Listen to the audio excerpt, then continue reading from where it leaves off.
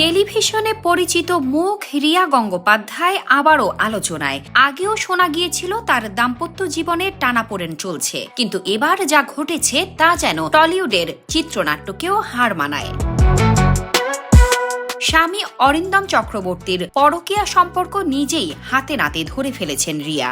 আর শুধু সম্পর্ক ধরাই নয়, সেই নারীর পরিচয়ও সামনে এনেছেন তিনি। ফলাফল, রিয়ার বিরুদ্ধেই দায়ের হয়েছে মানহানির মামলা। তবে এখানেই থেমে থাকেননি রিয়া। এবার তিনি নিজের অবস্থান পরিষ্কার করে সামনে এসেছেন, জানিয়েছেন আইনি পথে লড়াইয়ের প্রস্তুতি নিচ্ছেন। রিয়ার কথায় ৩ বছর ধরে সহ্য করেছেন অনেক কিছু, শুধুমাত্র 2 সন্তানের ভবিষ্যতের কথা ভেবে সংসার টিকিয়ে রাখার চেষ্টা করেছিলেন। কিন্তু যখন চোখের সামনে সবকিছু ধরা পড়ে গেল, তখন আর নিজেকে সামলে রাখতে পারেননি। তিনি সরাসরি সোশ্যাল মিডিয়ায় প্রকাশ করেন পুরো ঘটনা।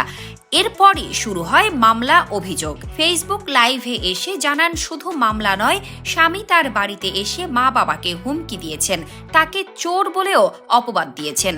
যাকে নিয়ে তিনি মুখ খুলেছেন সেই নারী নাকি উল্টো তার বিরুদ্ধে মামলা ঠুকে দিয়েছেন।